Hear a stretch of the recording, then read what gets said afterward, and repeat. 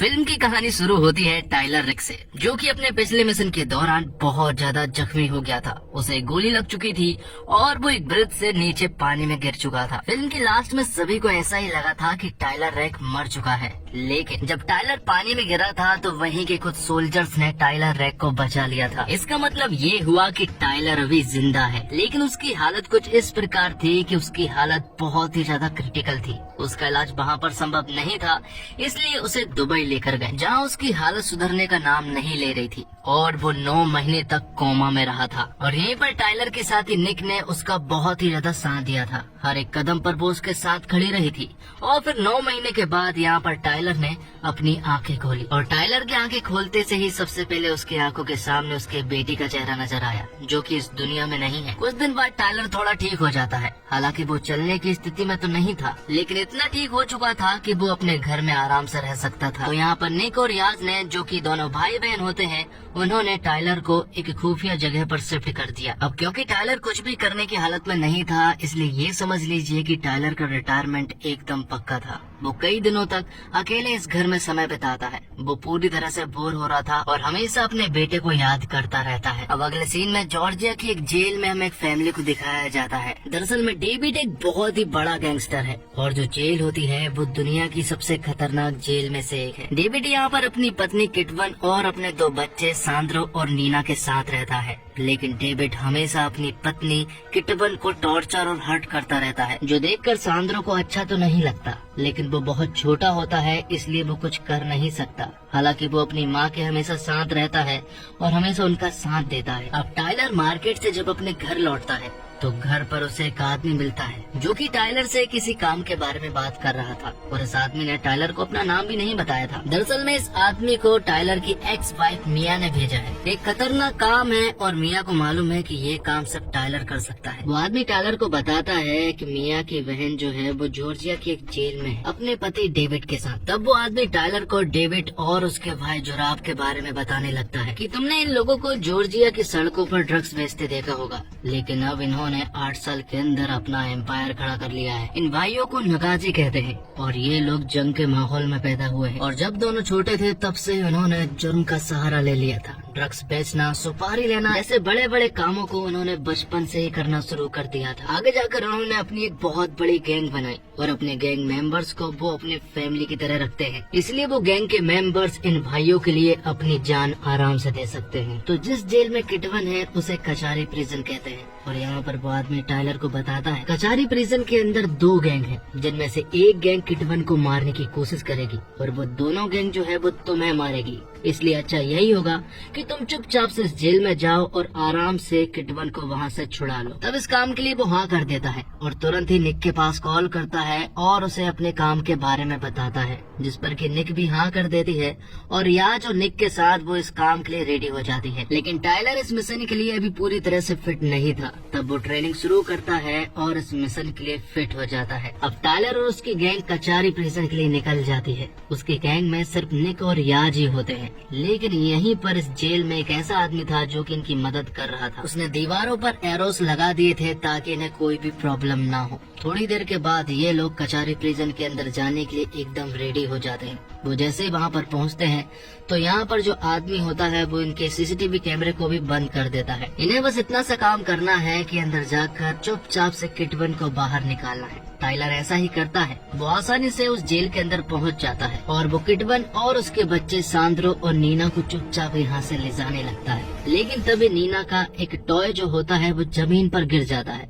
और वो आवाज करने लगता है, जिससे कि जेल के लोग जाग जाते हैं और वो पूरी जेल में सिग्नल देना शुरू कर देते हैं, जिससे कि दोनों गैंग को खबर लग जाती है। तो अब एक बहुत बड़ी प्रॉब्लम सामने आने वाली थी। एक तो दोनों गैंग अब टाइलर के पीछे लगेगी और साथ ही पुलिस फ्री में। टाइलर यहाँ पर बाहर निकलने की कोशिश करता है, लेकिन तभी उसका सामना एक गैंग से हो जाता है, जो कि किटवन और टाइलर दोनों को ही मारने की कोशिश करते हैं। लेकिन टाइलर किसी तरह से उनसे लड़ झगड़ के यहाँ से बाहर निकल जाता है।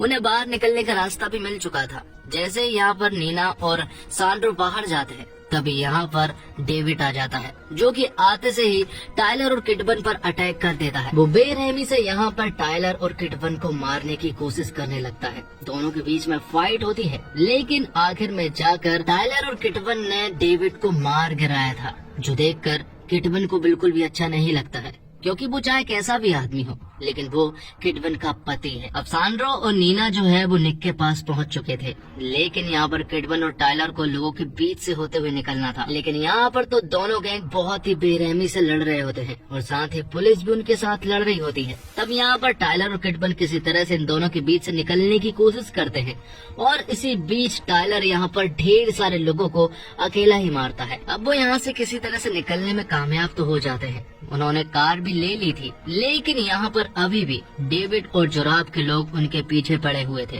ढेर सारे लोग उनके पीछे पड़ते हैं, लेकिन फिर भी किसी तरह से टायलर ने यहाँ पर उनको बचा लिया था और उन्हें सही सलामत लेकर चला गया था। हालांकि नीना को हाथ में चोट लगी थी, तब उसे फर्स्ट एड दी जाती है, लेकिन अभी भी जोराब और डेविड के लोग उनके पीछे पड़े हुए थे। उन्होंने चॉपर से उनके ऊपर हमला कर दिया था, लेकिन यहाँ पर टायलर ने उन्हें अच्छे से सबक सिखा दिया था। अब टायलर और उसके साथ ही एक ट्रेन से जा रहे होते हैं, लेकिन डेविड और जोराब के लोग इस ट्रेन में भी आ जाते हैं और इनके ऊपर अटैक कर देते हैं। लेकिन टायलर यहाँ पर बहुत ही बहादुरी से उनका सामना करता है और सभी को मार गिराता है। लेकिन आखिर में इन्हें मालूम चलता है कि इस ट्रेन के ब्रेक फेल हो चुके हैं, जिसके कारण एक एक्सीडेंट होता है, लेकिन इसमें कोई भी गंभीर चोट नहीं लगी थी। अब आगे हम जोरैब को देख पाते हैं, जो कि डेविड के जान जाने से पूरी तरह से पागल हो चुका था, क्योंकि वो अपने गैंग के मेंबरों से जब इतना प्यार करता है तो फिर डेविड से वो कितना प्यार करता होगा।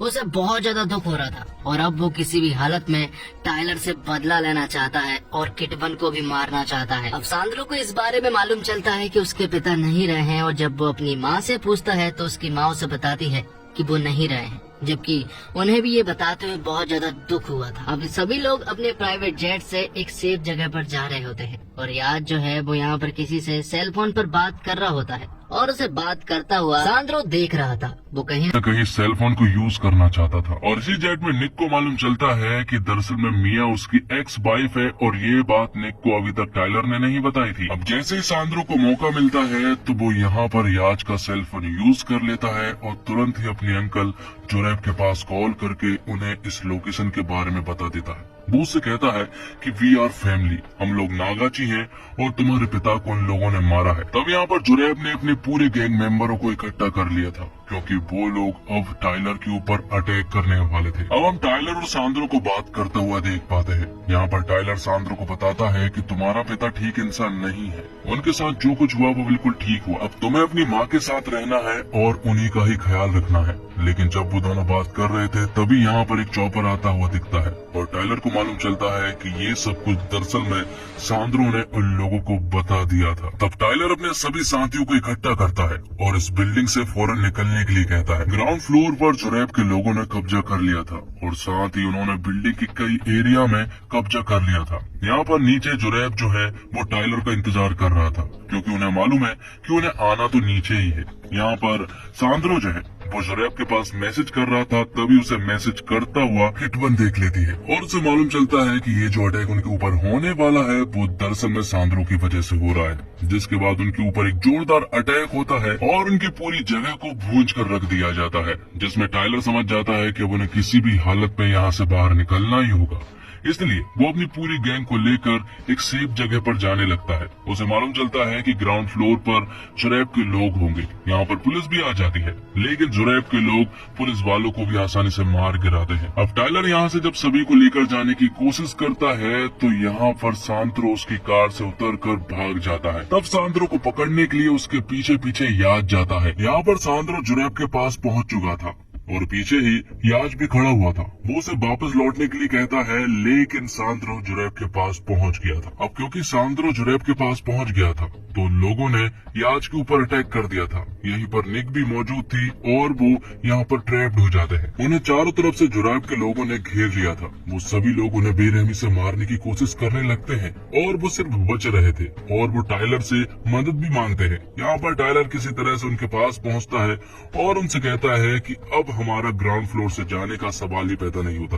तब वो उनसे कहता है कि हम लोगों को सबसे ऊपर वाले पर पहुंचना है और वहां से चॉपर से बाहर निकलना है।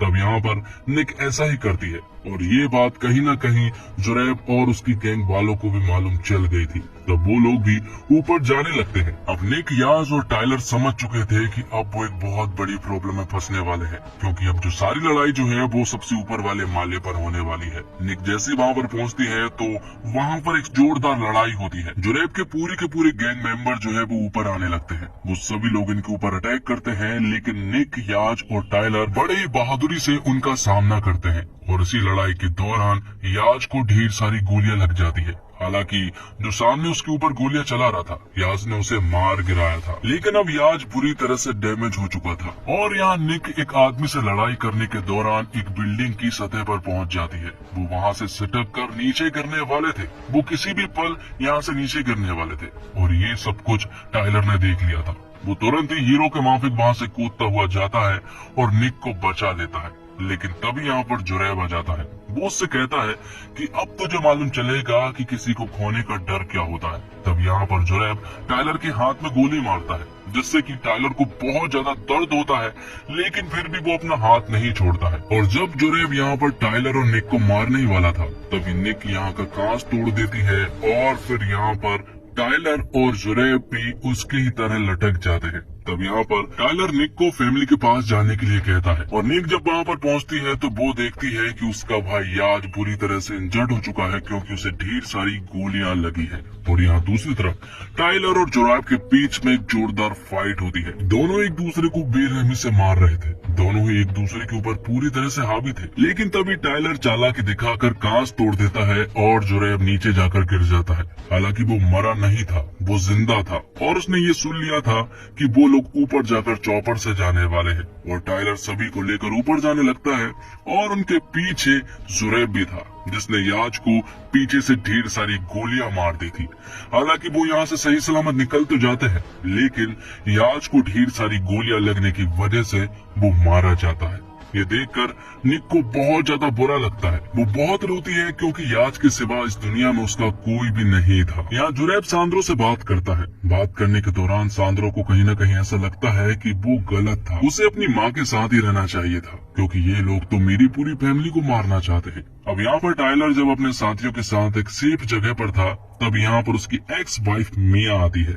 मिया यहाँ पर अपनी बहन का ख्याल रखती है और फिर टाइलर से जाकर बात करती है। वो उससे कहती है कि मुझे मालूम था कि इस मिशन के लिए तुम परफेक्ट होगी, इसलिए उसने ये काम तुम्हें सौंपा।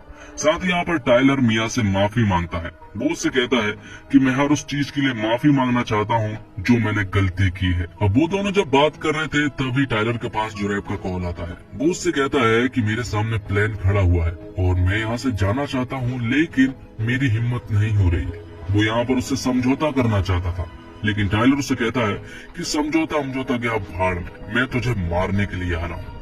तब वो सारी तैयारी कर जुरैब की बताई हुई जगह पर जाने लगता है। निक भी उसके साथ जाना चाहती थी, लेकिन टाइलर उसे अपने साथ नहीं ले जाता है और अकेले ही जाकर जुरैब के अड्डे पर जाकर तबाही मचाना शुरू कर देता है।